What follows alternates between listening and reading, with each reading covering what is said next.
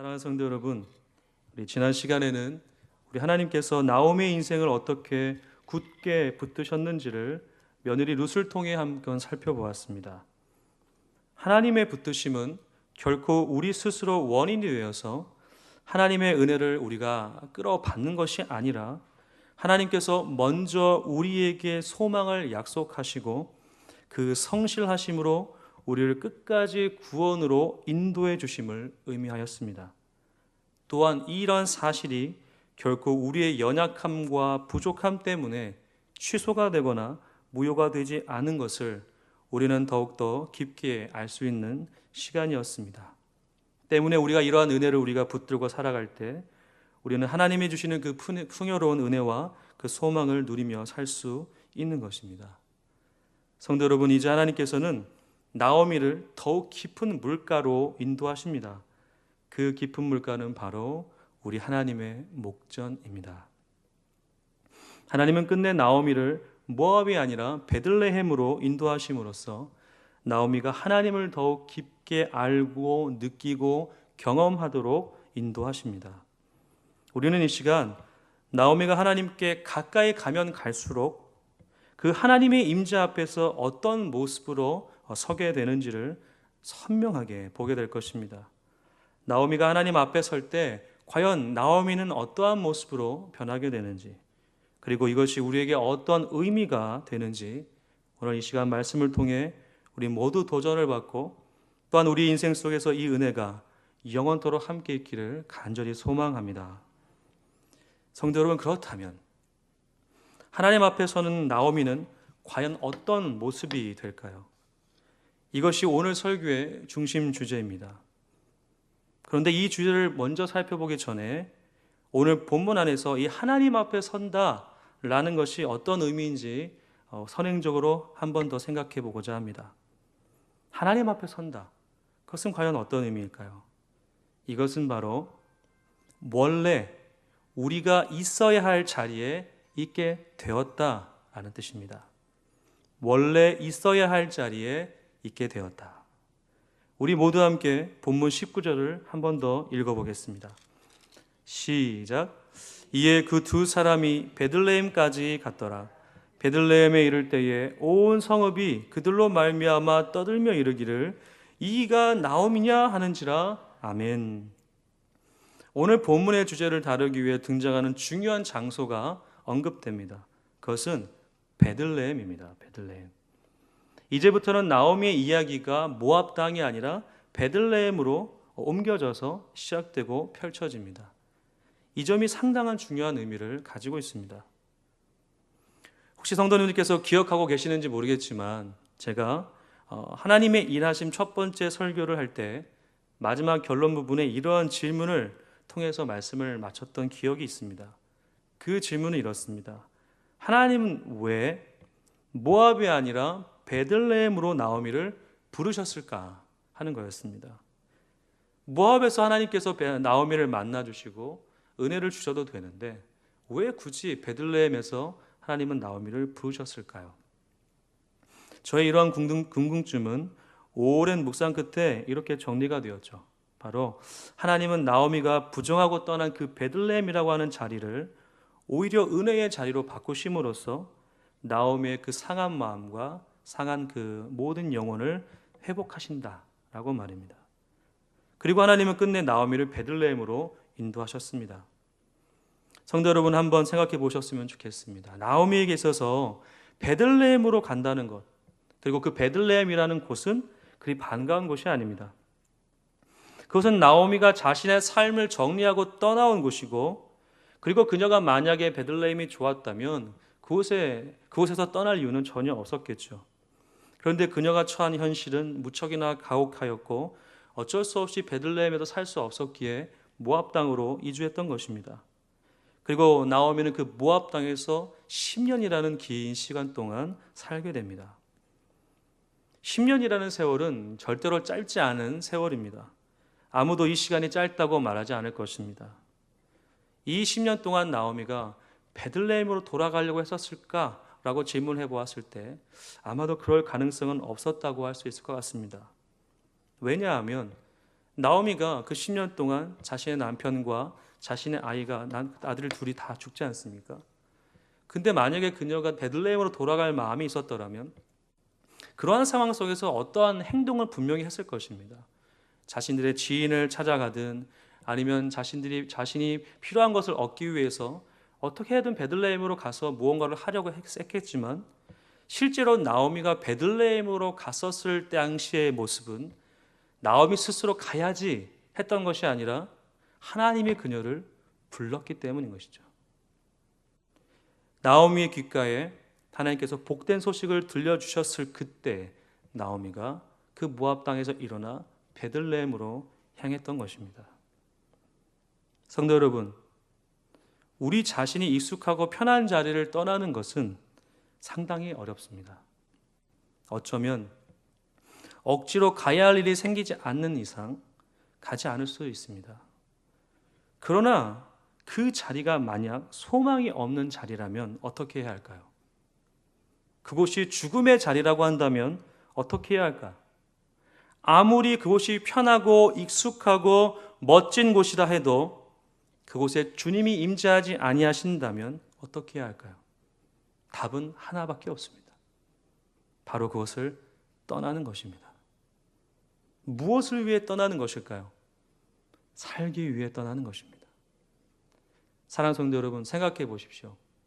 하나님께서 만약에 나오미가 모압에서 살 수 있게끔 인도하셨더라면 나오미는 그곳에서 하나님을 경배했을지도 모릅니다. 그런데 하나님이 부르신 곳은 모압이 아니라 베들레헴이었습니다. 그 말은 무엇입니까? 그곳을 떠나야 한다는 것입니다. 하나님이 부르신 그 자리에 가야 산다라는 것입니다. 생각해 보십시오. 아브라함 어떻습니까? 갈대아 우르에서 하나님이 떠나게 하십니다. 아브라함이 있을 곳이 그곳이 아니었기 때문입니다. 그래서 가나안 땅으로 그를 초청하시죠. 그리고 이스라엘 백성들은 어떻습니까? 이스라엘 백성들이 살아야 할 그 곳은 애굽이 아니었습니다. 그곳에도 조금 편하고 어느 정도 먹고 살 수는 있었을지 모르겠지만 그들이 그곳에서 영원토록 살 수 있는 것은 아니었습니다. 그들이 가야 하는 곳은 광야를 지나 주님의 하나님께서 택하신 그 구별해 놓으신 가나안 땅이었습니다. 가야 하는 것입니다.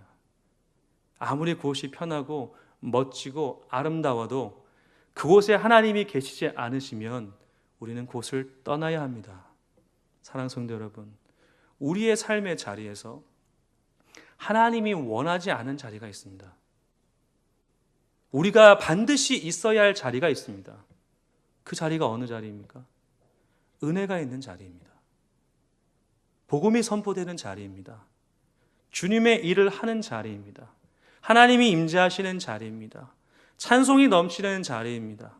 감사가 넘치는 자리입니다.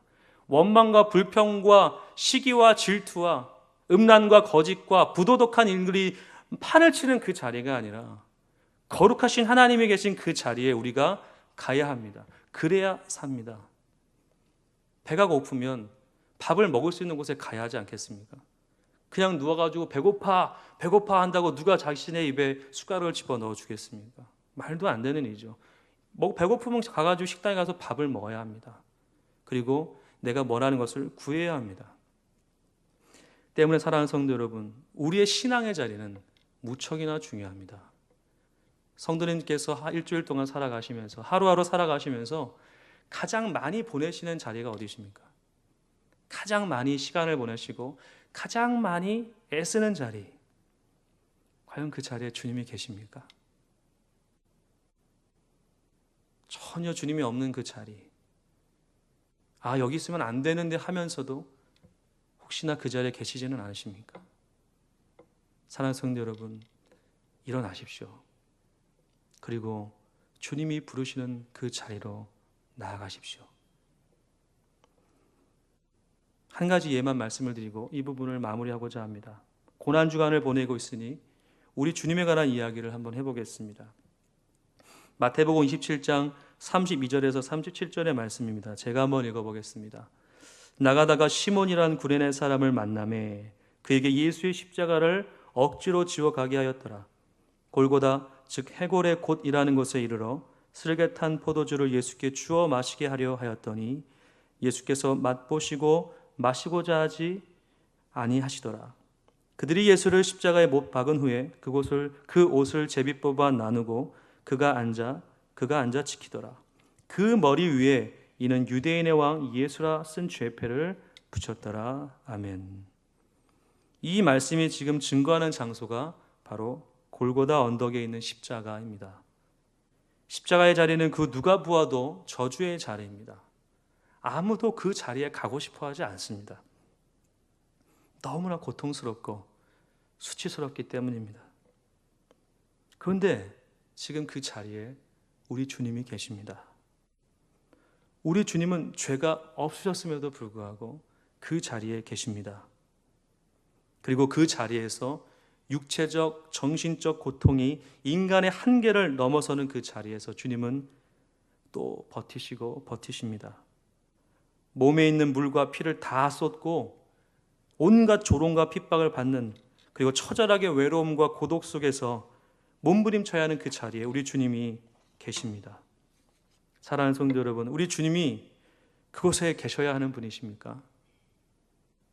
우리 주님은 그곳에 계시지 않으셔도 우리를 구원하실 수 있는 분이십니다.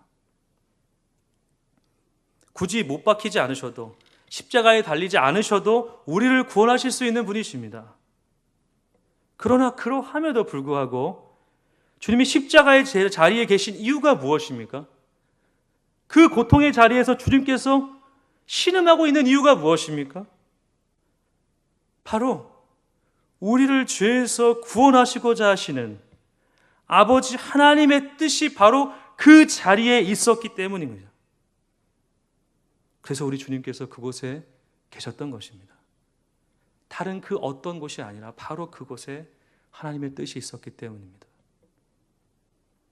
그 저주의 자리, 그 고통의 자리, 우리 주님께서 그 자리에 가지 않으셨다면 우리가 그 자리에 매달려야 할까요?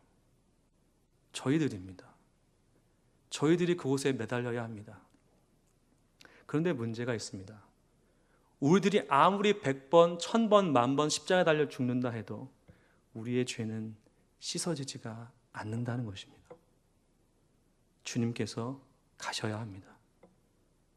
모든 사람들이 저주하고 손가락질하는 그 자리에 주님이 가셔야만 했습니다. 도살장에 끌려가는 어린 양과 같이 그 처절한 고통을 주님께서 당하셔야지만이 우리가 죄에서 자유함을 얻을 수 있게 되었기 때문입니다.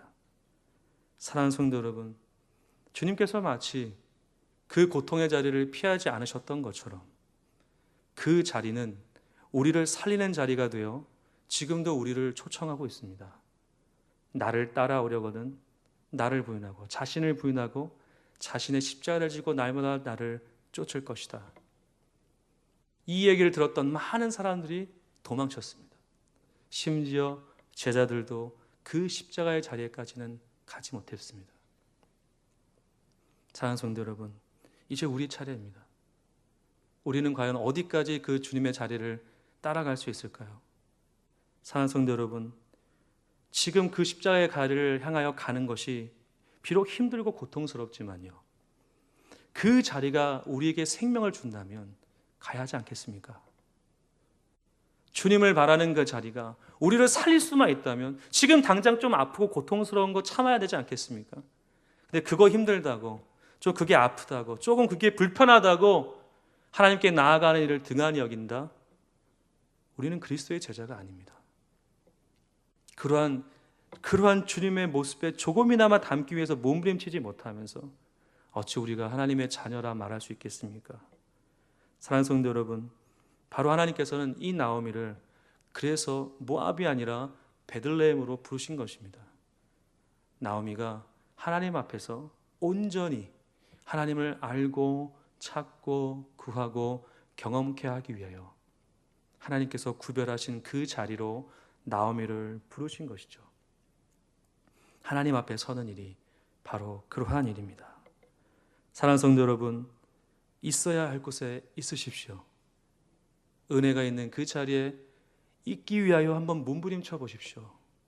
그 몸부림 속에 우리 구주 예수 그리스도의 그 사랑과 은혜의 손길이 풍성하게 넘쳐날 것이라 믿습니다.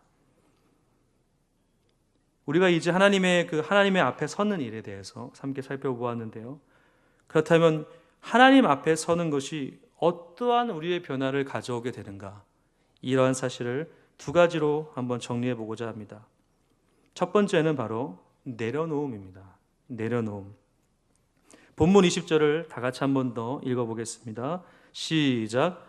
나오미가 그들에게 이르되 나를 나오미라 부르지 말고 나를 마라라 부르라. 이는 전능자가 나를 심히 괴롭게 하셨음이니라. 아멘. 나오미가 돌아오게 되자 베들레헴이 웅성거리기 시작합니다. 온 성읍 사람들이 그들, 즉 나오미와 룻을 보고 떠들기 시작합니다.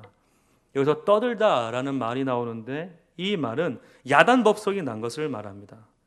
단순히 어떤 이슈를 통해서 그냥 이슈몰이 한 것이 아니라 모든 사람들의 관심과 이목을 끌게 된 것이죠. 이것이 좋은 의미이든 그렇지 않든 이러한 사람들의 반응에 가장 힘든 장본인이 있었습니다. 누구일까요? 나오미죠, 나오미. 왜일까요? 나오미가 베들레헴으로 돌아온 것은 금이 환영을 한 것이 아니었기 때문이죠. 어떤 사람이 자신의 고향으로 돌아갈 때 좋은 모습으로 오고 싶지 않겠습니까? 당연히 성공하고 멋진 모습으로 돌아오고 싶었을 것입니다. 그런데 나오미의 경우는 전혀 그렇지 않았습니다. 오히려 더욱 비참하고 너무나도 고통스러운 모습으로 돌아오게 된 것이죠. 사람들이 분명히 자신을 나오미라고 알고 또한 부르고 있는 상황에서 나오미에게는 지금의 순간이 엄청나게 고통스러웠을 것입니다. 남편도 없고 자녀도 없고 지금 자신의 모습이 얼마나 비참한지 가진 거 다 잃어버리고 그저 비참한 이 모습 하나만으로 베들레헴으로 돌아왔던 이 나오미. 그런데 이러한 나오미가 정말 놀라울 정도로 어떤 행동을 하게 됩니다. 그것은 바로 그녀 스스로 자신의 이름을 바꾸어 부르는 것이죠. 성도 여러분, 당시 고대 사회에서 자신의 이름을 바꾸는 일은 흔치 않습니다. 지금도 저희가 저희 이름을 개명하는 게 쉽지 않은 것처럼 말이죠. 그 말은 자기 스스로 자신의 이름을 버린다 하는 말은, 다른 것으로 바꾼다는 것은 결국 자신의 정체성을 내려놓는다라는 것과 같은 의미입니다. 나오미라는 본래 이름의 뜻은 큰 기쁨입니다. 그런데 나오미는 사람들에게 자신의 이름을 나오미라 부르지 말고 이제 마라라 부르라 합니다. 여기서 마라라 하는 것은 괴로움, 고통, 쓰다 이런 뜻입니다. 나오미는 과연 왜 그렇다면 자신의 이름을 나오미라 부르지 말고 마라라고 부르라고 했었을까요? 과연 나오미의 마음에는 어떠한 변화가 있었기에 이런 행동을 하는 것일까? 사랑하는 성도 여러분, 이전에 자신의 그 나오미의 삶, 모압에서의 나오미의 삶이 이제는 베들레헴에서의 나오미가 아니라 마라로서 지금 나오미는 지금의 삶을 해석하고 있는 것이죠. 무엇 때문일까요? 자신 스스로 그냥 괴로우니까 나를 그냥 마라라고 부르라 그렇게 말을 하고 있는 것일까요? 아닙니다. 나오미는 분명히 이렇게 말을 덧붙입니다. 이는 전능자가 나를 심히 괴롭게 하셨습니다. 이 변화 앞에 주님이 등장합니다. 어떤 분은 이 고백을 보면서 이렇게 말하실 수 있을 것 같습니다. 나오미의 이러한 고백은 기쁨의 고백이라기보다 오히려 하나님을 원망하고 있는 것 아닌가. 자, 봐라, 자신을 괴롭게 하는 당사자가 하나님이라고 말하고 있지 않은가? 어떻게 자신을 괴롭게 하신 하나님을 믿고 따를 수 있을까라고 말이죠.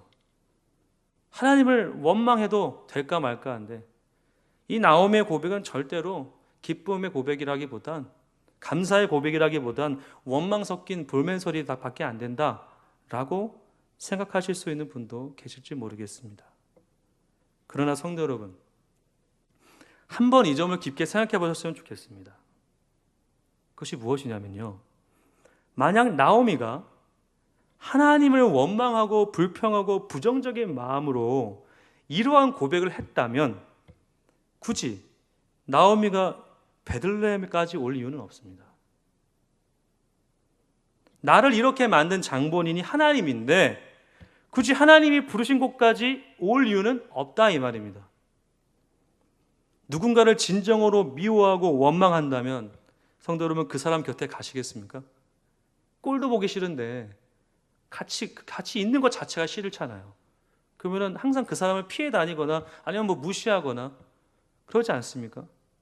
만약 나오미가 하나님을 그렇게 원망하는 말로 지금 하고 있다면, 자신을 그러한 의미로 말하라고 부르라고 했다면, 모압에서 그녀가 그랬다면 좀 이해를 할 것 같습니다. 근데 지금 나오미가 있는 곳은 모압이 아니라 베들레헴입니다. 굳이 여기까지 와서 하나님을 원망할 필요가 없다는 것이죠. 성도 여러분, 이 점은 되게 무척 중요합니다. 나오미에게 있어서 분명 베들레헴으로 돌아오는 일은 쉽지 않았을 것입니다. 누구보다도 이러한 상황이 펼쳐질 것이라는 걸 다 알았습니다. 그런데도 그녀가 이곳에 왔다는 것은 어떠한 것을 의미합니까? 최소한 그녀가 베들레헴에 와야 한다는 사실에 동의한 거죠. 순종하지 않았다면 오지 않았단 말이죠. 무슨 얘기입니까? 지금 삶이 아프다는 것 너무나 잘 알고 있습니다. 결국 하나님 앞에서 저는 하나님 말할 수밖에 없습니다 라고 하지만 그녀가 결국 그 상황에 자신을 맞췄다는 것입니다. 어쩔 수 없이 터져나오는 말이라는 것이죠. 예수님을 믿지만, 예수님 안에 있지만 주님을 믿으면서 어쩔 수 없이 터져나온 탄식 소리라는 것입니다. 하나님 앞에 섭니다. 주님, 정말 주님의 인도하심이 필요합니다. 그런데 주님, 이 상황에 너무 괴롭습니다. 하나님, 너무나도 고통스럽습니다. 하나님, 난 어떻게 해야 합니까? 라고 하는 것이죠. 이런 말을 한다고 해서 이 사람이 지금 하나님을 원망하는 것일까요? 하나님을 부정하고 밀어내고 나 하나님 안 믿겠습니다 하는 게 아니라는 것이죠. 나오미 이러한 고백은 무엇입니까? 결국 하나님, 저 하나님이 아니면 아무것도 아닙니다, 이러한 뜻이죠. 자신을, 그 모압에 있었던 나오미의 그 자신을 내려놓지 않았다면, 그 알량한 자존심을 세우고 있었더라면 굳이 여기 와가지고 주님, 저는 맞습니다, 나오미, 저는 기쁨의 인생이에요, 괜찮죠, 남들이 뭐라 해도 저는 괜찮아요, 여러분 저를 그렇게 국률한 눈으로 바라보지 마세요, 저 괜찮아요, 살만합니다 라고 했었을지도 모르지만, 나오미는 지금의 자신의 상황을 너무 잘 아니까 어쩔 수 없이 주님, 그러함에도 불구하고 터져나오는 이 볼멘 소리와 터져나오는 이 원망, 터져나오는 이 불편한 소리를 주님 앞에서 하고 있는 것이죠. 그렇다고 나오미가 하나님을 전심을 다하여 밀어내는 그러한 행동은 아니라는 것입니다.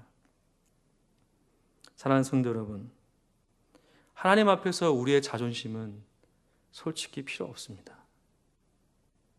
우리가 얼마나 하나님 앞에서 자존심을 세운다고 하나님이 그래, 너의 자존심 내가 인정해 주겠다 하시겠습니까? 만약에 우리가 하나님의 자녀로서 부름을 받았다면 이미 그 순간부터 우리 이전의 삶은 없는 것입니다. 이미 죽은 거예요. 성도님은 다 세례 받으셨잖아요. 세례 받을 때 담임 목사님께서 말씀하신 거 네 하셨잖아요. 그 거짓말이십니까? 아니죠. 진짜잖아요. 진짜니까 네 하신 거 아닙니까? 모든 성도님들 앞에서. 그 말은 무엇입니까?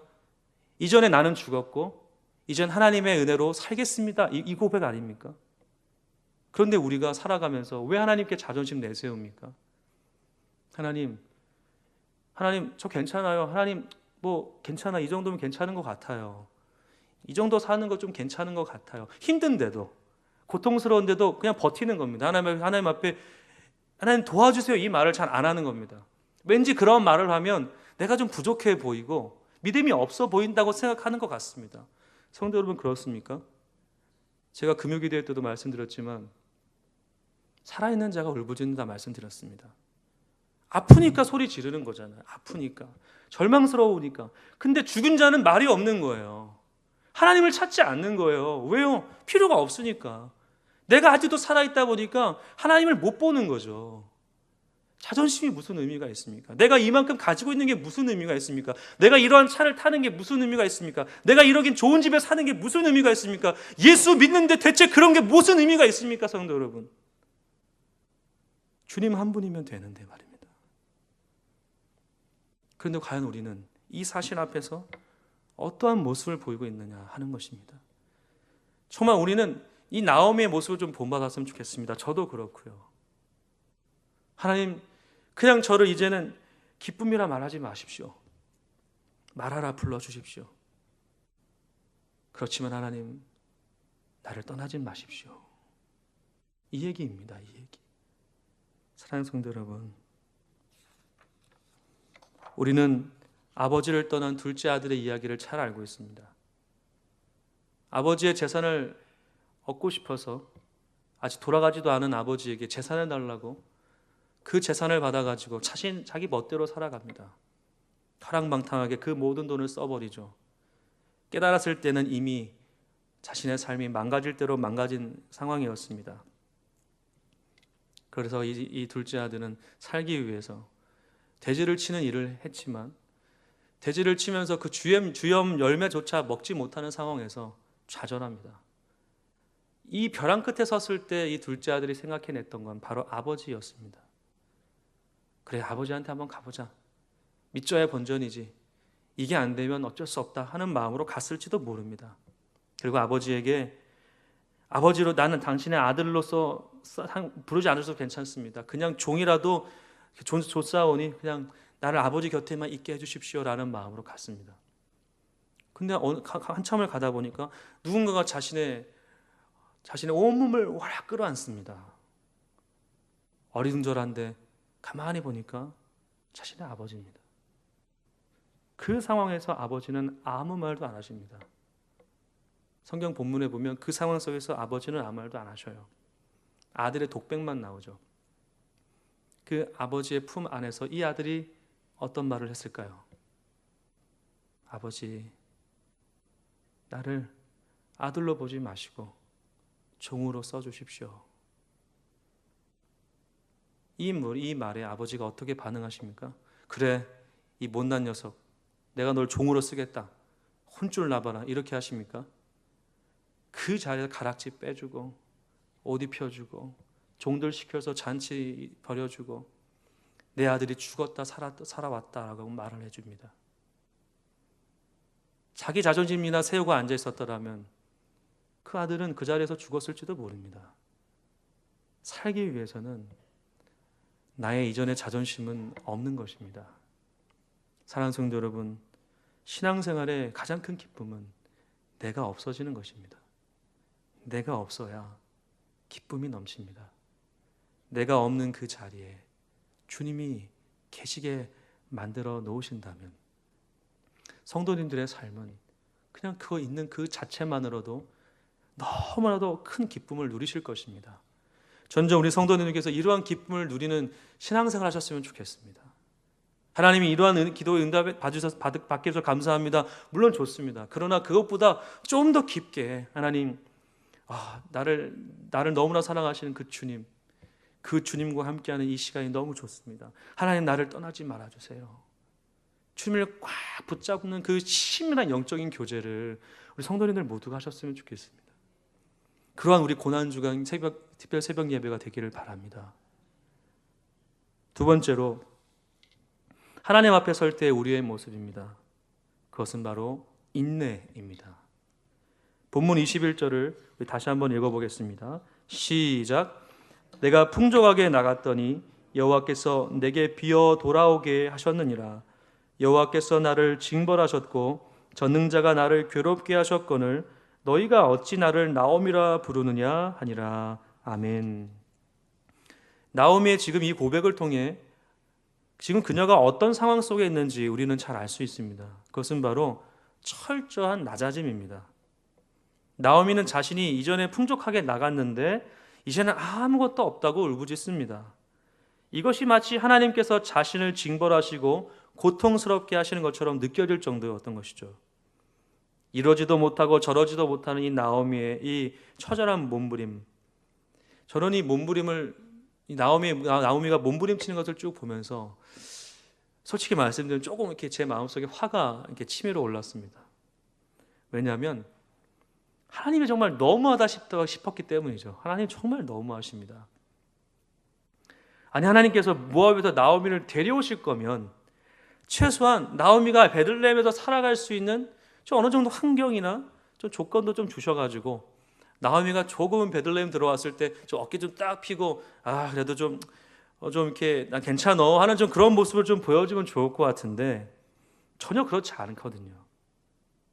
그냥 입에 풀칠할 정도도 아니고 그 이상도 그 이하도 아닌 상황을 나오미에게 주심으로써 나오미가 지금 철저하게 고통스럽고 괴롭다는 그런 상황을 좀 토로하고 있는 건 아닙니까? 그래서 이 모습을 쭉 보면서 좀 이렇게 좀 제 마음속에 불편함이 좀 있었습니다. 근데 제가 말씀을 쭉 묵상하다가 이런 저의 불편함이 정말 어처구니 없는 어리석은 모습이라는 것을 알게 됩니다. 그것은 바로 22절의 말씀을 보면 답이 나옵니다. 22절을 제가 한번 읽어보겠습니다.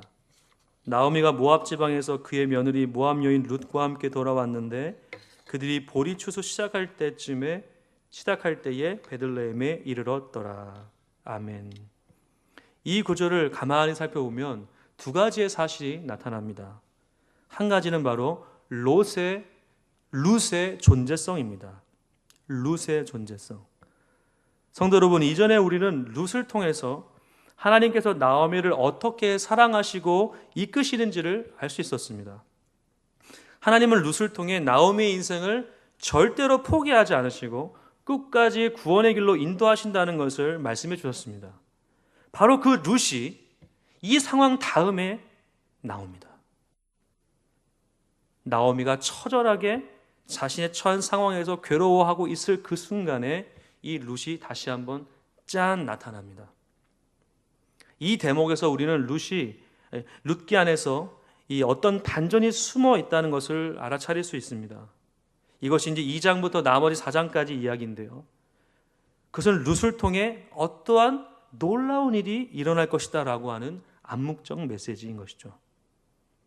룻기 안에서 룻을 빼면 논할 수 없습니다.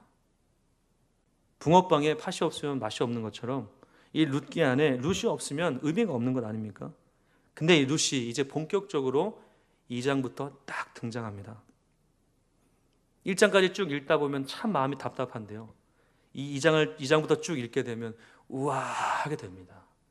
이래서 그랬구나. 이래서. 또 하나의 사실이 있습니다. 그 사실은 바로 이 나오미와 룻이 베들레헴에 도착했을 때에 어떤 상황 속에 있었느냐. 그것은 바로 보리 추수를 시작할 때라는 것이죠. 당시 팔레스타인에서는 11월경에 파종하여서 다음에 3-4월경쯤에 추수를 합니다. 이때는 모든 사람들이 이 일에 매달리고 힘을 쏟게 되는데요. 그래서 일손이 많이 필요해서 남녀노소 모두 다 열심히 보리와 밀을 추수합니다. 성도 여러분, 우리는 바로 이 시기에 나오미와 룻이 베들레헴에 왔다는 것을 볼 수 있습니다. 이것은 우연이 아닌 거죠. 그냥 우연히 많은 시간 속에서 그냥 랜덤으로 어쩌다가 이 추수를 할 때쯤에 이들이 도착했다는 것이 아닙니다.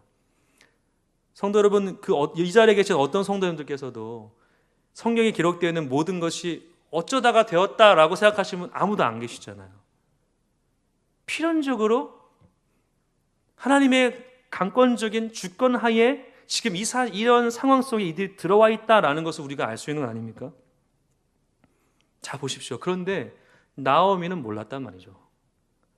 나오미는 지금 자신의 상황에 이 고통에 지금 계속 눌려 있는 것뿐인데 이러한 상황 속에서 하나님은 뭘 하고 계시는 겁니까? 하나님이 살아있다는 것을, 내가 나오미 너의 인생 속에 함께하고 있다는 사실을 지금 팍 보여주는 것이죠. 이 추수할 때, 바로 이때를 기점으로 이 나오미의 인생이 완전히 180도로 바뀐다는 것을 우리는 알 수 있는 것입니다. 사랑하는 성도 여러분, 우리는 하나님께서 우리의 인생 속에 일하신다는 것을 잘 모릅니다. 그래서 고통이 찾아오면 먼저 하나님께 불평하고 말죠.